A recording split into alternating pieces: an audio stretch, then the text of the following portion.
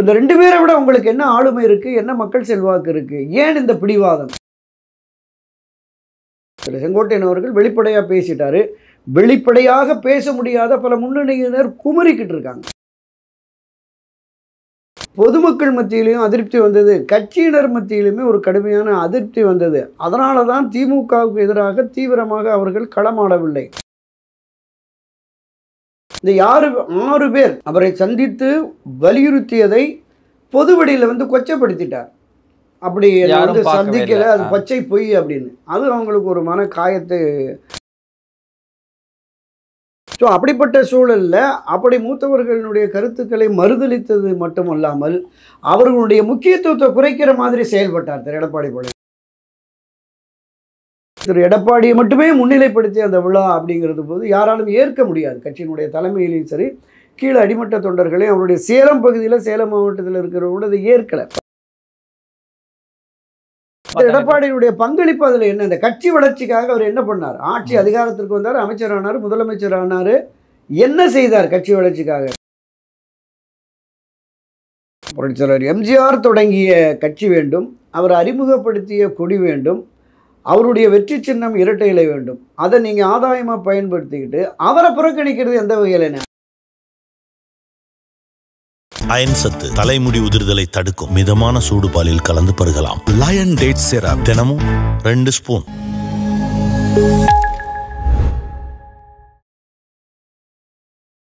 ராதாஸ்மேனர்களுக்கு வணக்கம். அரசியல் பல பரபரப்பான கட்டங்களை நோக்கி நகர்ந்து கொண்டு இருக்கிறது. அது குறித்து பார்த்துக்க மூத்த பத்திரிகையாளர் திரு துரைக்கண்ணன் அவர்கள் நம்முடன் இருக்கிறார். வணக்கம் சார். வணக்கம் சகோதரா.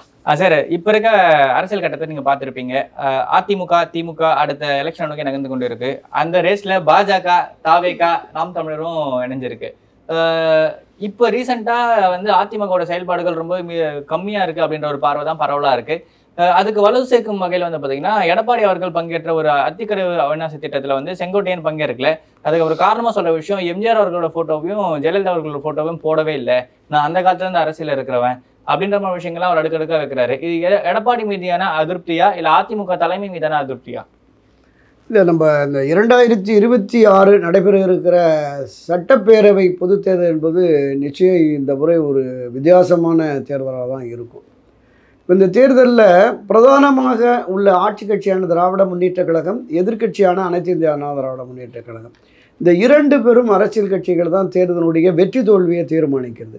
இப்போ திராவிட முன்னேற்றக் கழகம் ஆட்சி கட்சியாக இருக்கிறதுனால, அது வலிமையான கூட்டணியில் இருக்கிறதுனால, அதற்கு இணையாக ஒரு வலிமையான கூட்டணியை அதிமுக கட்டமைக்கணும்.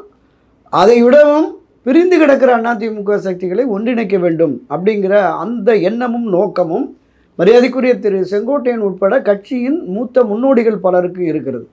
கடந்த ஜூலை மாதம் இதற்கான முயற்சியை அவங்க எடுத்தாங்க.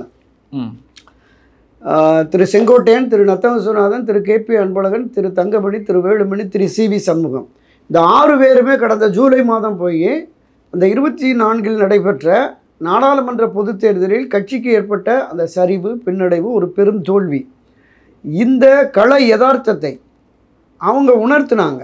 கட்சி பிரிந்து கிடப்பதால் பொதுமக்கள் மத்தியிலையும் அதிருப்தி வந்தது, கட்சியினர் மத்தியிலுமே ஒரு கடுமையான அதிருப்தி வந்தது. அதனால தான் திமுகவுக்கு எதிராக தீவிரமாக அவர்கள் களமாடவில்லை.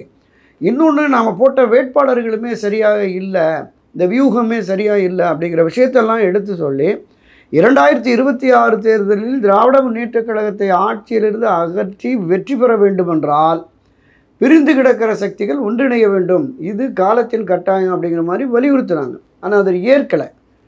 இந்த 6 முன்னணி தலைவர்களை தாண்டி கட்சியில் பயணிக்கிற புரட்சித் தலைவர் எம்ஜிஆர் காலத்திலிருந்து செல்வி ஜெயலலிதா காலத்திலிருந்து தொடர்ந்து அரசியலில் பல்வேறு நிலைப்பாடுகளில், பல்வேறு பொறுப்புகளில், மாநில, மாவட்ட, நகர ஒன்றிய பொறுப்புகளில் இருக்கிற பெரும்பான்மை ஒரு விருப்பமாக அது இருந்தது.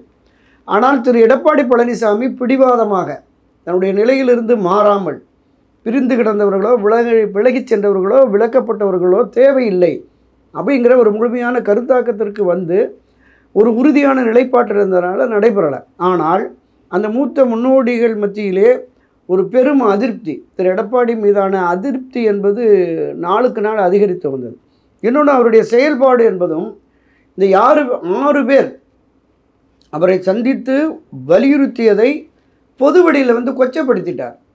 அப்படி யாரும் வந்து பார்க்கவே சந்திக்கல, இல்ல. அது பச்சை பொய் அப்படின்னு. அது அவங்களுக்கு ஒரு மன காயத்தை ஏற்படுத்துது. இன்னும் கூடுதலான ஒரு அதிருப்தி திரு எடப்பாடி மீது இருந்தது. ஏன்னா கட்சி நலன் சார்ந்த விஷயங்களுக்காக தான் போய் பாக்குறாங்க. அப்படி இருக்கிறப்ப ஆமா, அதையே ஆமா. அவர் அக்னாலேஜ் பண்ண அத மாட்டேங்கிறாரு. கட்சியில முதன்மை பொறுப்பில் இருக்கிற ஒருத்தரே அவரை விடவும் மூத்த முன்னோடிகள் செங்கோட்டையன், நத்த விஸ்வநாதன் போன்றவர்கள்லாம் குறிப்பா எடப்பாடி அவர்கள் தேர்வாகிறதுக்கு முன்னாடி வந்து பாத்தீங்கன்னா யார் யாரெல்லாம் முதலமைச்சர் ரேஸ்ல இருக்காங்க அப்படின்ற ஒரு இதுல வந்து செங்கோட்டையன் பேரும் செம்மலை அவர்தான். பேரும் முன்னாடி ஆமா, வந்துருச்சு. ஆமா, ஆமா. செங்கோட்டையன் தான் வருவாரு அப்படின்ற வந்து பல பேரும் எதிர்பார்த்தாங்க. நிச்சயமா, நிச்சயமா. ஸோ அப்படிப்பட்ட சூழல்ல அப்படி மூத்தவர்களுடைய கருத்துக்களை மறுதலித்தது மட்டுமல்லாமல் அவர்களுடைய முக்கியத்துவத்தை குறைக்கிற மாதிரி செயல்பட்டார் திரு எடப்பாடி பழனிசாமி. குறிப்பா நேத்து அந்த திட்டத்திலயும் வந்து பாத்தீங்கன்னா செங்கோட்டையின் பேரையே அவர் தவிர்த்துட்டாரு. வெறும் கருப்பண்ணோட பேரை மட்டும் தான் பயன்படுத்தினாரே தவிர ஈரோடு மாவட்டத்துல முக்கியமான ஒரு தலைவரா எம்ஜிஆர் காலத்துல இருந்து இருக்க ஒரு தலைவரான செங்கோட்டையனோட பேரை அவர் பயன்படுத்தவே இல்லை. இதுக்கு காரணம் வந்து திட்டமிட்டு வந்து இவங்களெல்லாம் ஓரங்கட்டுறாரு எடப்பாடி அப்படின்ற ஒரு பார்வையும் வைக்கிறாங்களே. உண்மை. இப்போ திரு செங்கோட்டையனாகட்டும், திரு தங்கமணி, வேலுமணி, நத்த விஸ்வநாதன் உள்ளிட்ட இந்த மூத்த முன்னோடிகள், இவரை சந்தித்து பேசணும்னு சொன்ன இந்த முன்னோடிகளினுடைய அவருடைய மரியாதையை செல்வாக்கை குறைக்கும் வகையிலையும் செயல்பட்டார். யாரெல்லாம் இவர்களுக்கு எதிர் நிலைப்பாட்டில் கடந்த முறை செயல்பட்டார்களோ தேர்தல் காலங்களில் அவர்களை ஊக்குவிக்கிற வகையில் அவங்க தலைமையில் கூட்டங்கள் போடுறது, அவங்க பங்கேற்க வகையில் செயல்வீரர் கூட்டம் போடுறது, அந்த அவங்க தொகுதிகளில் அவங்க மாவட்டத்தில் இவர்களுக்கு எதிராக செயல்பட்டவர்களை கைதூக்கி விடுவது போன்ற செயலில் அவர் திரு எடப்பாடி பழனிசாமி ஈடுபடுகிறார் என்கிற அந்த மனத்தாங்களும் இருந்தது. இதனுடைய நீட்சியாக தான் இந்த வெளிப்பாடு. இதுவரைக்கும் திரு செங்கோட்டையன் அவர்களை பொறுத்தவரை மிக பக்குவப்பட்ட அரசியல்வாதி. எந்த ஒரு விஷயத்தையும் எடுத்தேன் கவிழ்த்தேன்னு பேசிட மாட்டார். மிக நின்று நிதானமாக ஒரு வார்த்தை சொன்னாலும் கூட மிக அழுத்தமாக ஆழமான கருத்துக்களை அவர் வெளிப்படுத்துவார். இந்த நிகழ்ச்சியில் கூட இந்த புறக்கணித்து விட்டார் என்கிற அந்த விஷயம் வெளியில் வந்தபோது கூட அவர் அமைதி காத்தார். ஆனால் ஊடகங்கள் போய் இதுக்கான காரணங்கள் என்ன அப்படின்னு கேட்குற போது சொல்ல வேண்டிய கட்டாயம் வந்துருச்சு. அனைத்து இந்திய அண்ணா திராவிட முன்னேற்ற கழகத்தினுடைய நிறுவன தலைவர் புரட்சித் தலைவர் எம்ஜிஆர் அவர்கள் இந்த கட்சியை கட்டி காப்பாற்றி 3-4 முறை முதலமைச்சராக இருந்து ஆட்சி அதிகாரத்தில் இருந்த செல்வி ஜெயலலிதா அவர்கள் இந்த 2 ஆளுமை மிக்க தலைவர்களுக்கு முக்கியத்துவம் தராமல் உள்ளூர் பிரச்சனைகளுக்கு மட்டுமே, உள்ளூருக்கு திரு எடப்பாடியை மட்டுமே முன்னிலைப்படுத்தி அந்த விழா அப்படிங்கிறது போது யாராலும் ஏற்க முடியாது. கட்சியினுடைய தலைமையிலையும் சரி, கீழே அடிமட்ட தொண்டர்களையும் அவருடைய சேலம் பகுதியில், சேலம் மாவட்டத்தில் இருக்கிறவங்களோட அதை ஏற்கலை. பல விமர்சன கருத்துக்கள்லாம் இருந்தது. வெளிப்படையாக பேசவில்லை என்றாலும் அந்த அந்த அந்த ஆட்சேபனை கருத்துக்கள் என்பது இருந்தது. இன்னும் அந்த பெரிய 2 லீடர்ஸ்க்கு கிடைச்ச கரிஷ்மேட்டிக்கான ஃபேஸ் வந்து எடப்பாடிக்கு இன்னும் கிடைக்கல. நிச்சயமா இல்லை. அதுதான் சொல்கிறேன். நீங்கள் அப்புறம் திரு எம்ஜிஆர் வந்து இந்த கழகத்தை தொடங்கி தன்னுடைய சொத்துக்களை விற்று பல சொத்துக்களை அடமான வைத்து இந்த கட்சியை வளர்த்தார். ஏராளமான தொண்டர்கள் உயிர் பலியானார்கள். பல்லாயிரக்கணக்கானவர் மீது கடுமையான குற்றச்சாட்டுகள், கடுமையான பொய் புகார்கள், அடிதடிகள்லாம் இலக்காகி எக்கச்சக்கமான தாக்குதலுக்கு, கடுமையான தாக்குதலுக்கு தொண்டர்கள் ஆளாகி தான் வந்தது. அதன் பிறகு செல்வி ஜெயலலிதா அவர்கள் வந்து இந்த கட்சியை கட்டுக்கோப்பாக கொண்டு போவதற்காக 1988-89 காலகட்டங்களில் தமிழ்நாடு முழுவதும் சுற்றுப்பயணம் செய்து கட்சியின் தொண்டர்களையும் பொதுமக்களை சந்தித்து இந்த கட்சியை வலுப்படுத்தினார். எடப்பாடியுடைய பங்களிப்பு என்ன? எடப்பாடியுடைய பங்களிப்பு அதுல என்ன? இந்த கட்சி வளர்ச்சிக்காக அவர் என்ன பண்ணார்? ஆட்சி அதிகாரத்திற்கு வந்தார், அமைச்சரானார், முதலமைச்சர் ஆனார். என்ன செய்தார் கட்சி வளர்ச்சிக்காக? கட்சி பிரிவை சந்திப்பதற்கு ஒரு காரணகர்த்தாவாக திரு எடப்பாடி இருந்தார் என்கிற குற்றச்சாட்டு தான் கட்சியினர் மத்தியிலும் பொதுவெளிகளிலுமே இருக்கு.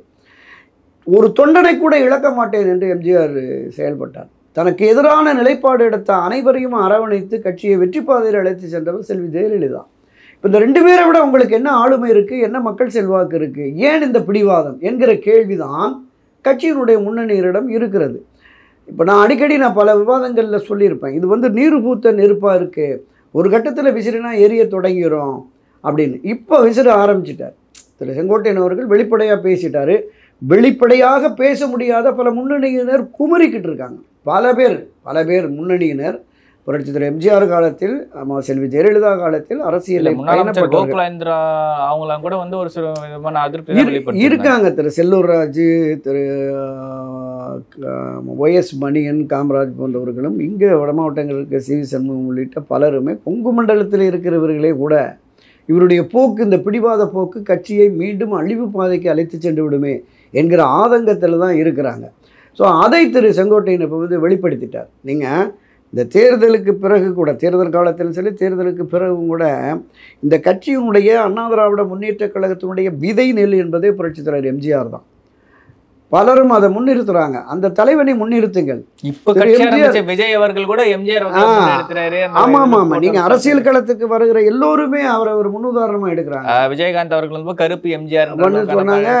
மரியாதைக்குரிய ரஜினிகாந்த் அவர்கள் அரசியலுக்கு வர்ற போது ஒரு மிகப்பெரிய மகான், எம்ஜிஆருக்கு ஆட்சிக்கு வந்து அவரை போல ஒரு நல்லாட்சியை கொடுக்கணும் அப்படிங்கிற மாதிரி எல்லாமே சொன்னார். ஆனால் அவர் தொடங்கிய கட்சியை நடத்திக்கிற சரி எடப்பாடி பழனிசாமி அவருக்கு எந்த முக்கியத்துவம் கொடுக்கவில்லை என்கிற குற்றச்சாட்டு பரவலாகவே இருக்கிறது. போன வாட்டி பிரச்சாரத்துல படத்துல வந்து எம்ஜிஆர் மாதிரி தலையில தொப்பி எல்லாம் வச்சுட்டு போட்டோ எல்லாம் போட்டிருந்தேன். அதுதான் சொல்றேன். அது தேர்தலுக்காக அது ஒரு போலித்தனமான நடவடிக்கையா தான் எல்லாருமே பார்த்தாங்க. அந்த பட்டம் கொடுத்துக்கிறது கூட யாரும் பெருசா ரசிக்காத மாதிரி எல்லாம் இருந்துச்சு. நிச்சயமா நிச்சயமா நிச்சயமா அதை ஏற்கலை. புரட்சியாளர் எம்ஜிஆர் தொடங்கிய கட்சி வேண்டும், அவர் அறிமுகப்படுத்திய கொடி வேண்டும், அவருடைய வெற்றி சின்னம் இரட்டை இலை வேண்டும். அதை நீங்கள் ஆதாயமாக பயன்படுத்திக்கிட்டு அவரை புறக்கணிக்கிறது எந்த வகையில் நியாயம் அப்படிங்கிறாங்க. நீங்கள் ஒரு கடந்த 1-2 வருடங்களுக்கு முன்பு நினைக்கிறேன், எம்ஜிஆர் இளைஞர் அணியின் சார்பாக மாபெரும் பொதுக்கூட்டம்னு ஒரு பொதுக்கூட்டம் அறிவிக்கிறாங்க. அதில் அவருடைய படமே இல்லை போஸ்டர். கட்சி எம்ஜிஆர் இளைஞர் அணின்னு போட்டுட்டு அவருடைய படமே இல்லை. பல போஸ்டர்களில் வந்து ஒரு ஸ்டாம்ப் சைஸில் வட்டமாக இருக்கும், பல இதில் போடுறதே இல்லை. இன்றைக்கும் தமிழக அரசியல் களத்தில் புரட்சித் தலைவர் எம்ஜிஆருடைய செல்வாக்கு என்பது இருக்கிற சிறிய அரசியல் கட்சிகள் இருக்குல்ல, அந்த அரசியல் கட்சிகளினுடைய ஒட்டுமொத்த உறுப்பினர்களை விடவும் எம்ஜிஆர் ஆதரவு வாக்குகள் என்பது நிச்சயம் அதிகமாக தான் இருக்கிறது. அதனால தான் பல அரசியல் கட்சிகள் அவரை வந்து இன்னும் சிலாகித்து கொண்டாடி வருகிறார்கள். ஆனால் நம்மளோட சேனல்லையே இவர் சந்திரபாபு அவர்களோட சகோதரர் ஒரு வீடியோ எடுத்து போட்டிருந்தோம். ஒரு சில இடங்களில் எம்ஜிஆர் இந்த மாதிரிலாம் பண்ணிட்டாருன்ற மாதிரி அதிருப்தி தெரிவிச்சிருந்தார். அதுக்கு எம்ஜிஆரோட நல்ல விசுவாசிகள் அப்படின்ற மாதிரி அவரால் பயனடைந்தான்னு சொல்லுவாங்க. அவங்கலாம் வந்து பார்த்தீங்கன்னா நேரடியாக தொடர்பு கொண்டு இல்லைப்பா தம்பி இது மாதிரிலாம் கிடையாது, அவர் ஏதோ ஒன்று பேசிட்டு இருக்காரு, அவருக்கு இன்னும் நல்ல மதிப்பு இருக்கு மக்கள் மத்தியில்னு சொல்லி நிறைய பேர் ஃபோன் பண்ணி அவங்க கிட்ட பேசியிருக்காங்க. உண்மை அவருக்கான செல்வாக்கு இன்னைக்கு அவர் மறைந்து கிட்டத்தட்ட 37-38 ஆண்டுகளுக்கு பின்னரும் தமிழ்நாடு மட்டும் இல்லை, ஆந்திரா, கர்நாடகா, டெல்லி, சிலோன், பாரிஸில், கனடாவில் எல்லாமே புரட்சியாளர் எம்ஜிஆருடைய பிறந்தநாள் விழாவை கொண்டாடுகிறாள் கோலாகலமாக. இன்றைக்கும் தமிழ்நாடு முழுவதும் பல்வேறு பகுதிகளில் கொண்டாடப்பட்டு வருகிறார். அவருடைய நினைவு நாள் அனுசரிக்கப்படுது. நீங்கள் எந்த ஒரு தலைவனுக்கும் இல்லாத அந்த மரியாதை என்பது நீங்கள் சாதாரண ஏழை எளிய கிராம மக்கள் வாசிக்கிற பகுதி, ஆட்டோ ரிக்ஷா ஓட்டுறவங்க, பூ விற்கிறவங்க, அங்கேயெல்லாம் அவர் தலைவருடைய படத்தை அலங்கரித்து வைத்து அவருடைய நினைவு நாளில் அந்த தேங்காய் பழம், ஊதுபத்தி எல்லாம் ஒரு தெய்வத்தை கொண்டாடுவது போல் கொண்டாடி வருவார்கள்.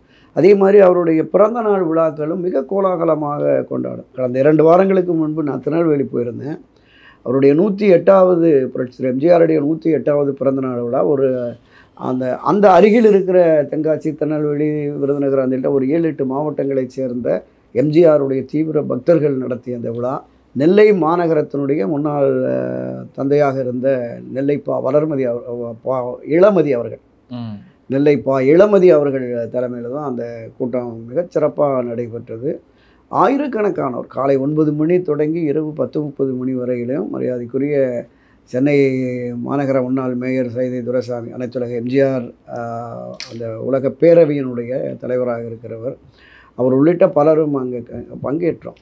எல்லா தரப்புமே வந்திருந்தாங்க. திரு எடப்பாடி தரப்பினர், திரு ஓபிஎஸ் தரப்பினர், திருமதி சசிகலா, டிடிவி தினகரன் தரப்பினர். இதை தாண்டி பாஜகவினுடைய சட்டமன்ற உறுப்பினர் நயினார் நாகேந்திரன் அந்த மேடைக்கு வந்தார். இது எம்ஜிஆர் விழா என்பதனால வந்தார். அந்த அளவுக்கு அவருடைய செல்வாக்கு என்பது இன்னும் கொஞ்சம் குறையல. அரசியல் ரீதியாக சில விமர்சனங்கள் பண்ணாலும் அந்த தலைவனை கொண்டாடுவதற்கு அவருடைய கட்சியை இப்போது தலைமை வைத்திருக்கிற திரு எடப்பாடி ஏன் தவறுகிறார் காமராஜர் எம்ஜிஆர் காலத்திலேயே பேசப்பட்ட ஒரு திட்டம் மத்திய தொடர்ந்து 50 ஆண்டுகளாக பேசப்பட்ட இந்த திட்டம் தொடர்பாக யாரெல்லாம் இதற்கு பயன்பட்டார்கள் அப்படிங்கிற அந்த படத்தை போட்டு கூட ஒரு அடையாளப்படுத்தலாம். மக்களுக்கு இன்னுமே அதிருப்தின்றது இந்த எடப்பாடி ஆட்சி மேலே தானே தவிர்த்து எம்ஜிஆர் ஆட்சி மேலே இருக்காது. உண்மைதான், இருக்காது. ஏன்னா இது ஒரு சப்பக்கட்டு கட்டுறாங்க. அங்கே வந்து அது ஒரு விவசாய அமைப்பு, அத்திக்கடவு அவிநாசி திட்டத்தின் மூலம் பலன் பெறும் விவசாயிகள் சேர்ந்து நடத்தினது, அதனால தான் அரசியல் ரீதியாக கொண்டு போடன்னு. நீங்கள் காவிரியில் மரியாதைக்குரிய செல்வி ஜெயலலிதா அவர்களுக்கு பாராட்டு விழா நடத்தின போது அது விவசாயிகள் தான் நடத்துனாங்க. அங்கே எல்லா தலைவர்களுக்குமே முக்கியத்துவம், தலைவர் எம்ஜிஆர், அம்மா படம், அமைச்சர்கள் படம், எல்லோரு படத்தையும் தான் போட்டு நடத்துனாங்க. அதனால் ஒரு அமைப்பு நடத்துது அப்படிங்கிறதுனால அதை புறக்கணித்ததை நியாயப்படுத்த முடியாது. அதனால தான் திரு செங்கோட்டையன் அவர்கள் இவ்வளவுக்கும் அந்த அமைப்பை சந்தித்து, அமைப்பில் இருக்கிற நிர்வாகிகளை சந்தித்து சொல்லியிருக்கிறார். யாரெல்லாம் இந்த திட்டத்திற்கு முன்னோடியாக இருந்தார்களோ இந்த திட்டம் வளர வேண்டும் என்று ராமலிங்கம் உட்பட அந்த சங்ககிரி தனபால் உட்பட பலருமே இந்த திட்டத்திற்காக பாடுபட்டவர்கள். எனவே அவங்களுக்கெல்லாம் முக்கியத்துவம், முன்னுரிமை கொடுக்கணும் அப்படிங்கிற மாதிரி சொன்னேன், நேரடியாகவே சொன்னேன். அதை அவங்க மதிக்கலை அப்படிங்கிற மாதிரி.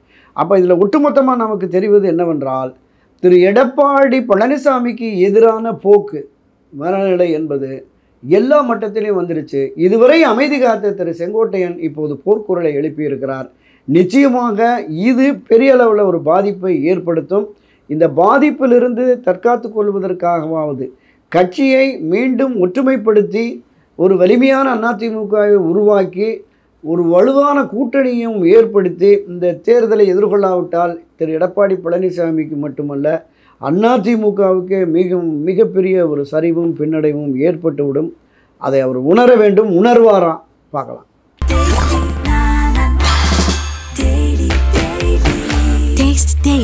Taste the Daily.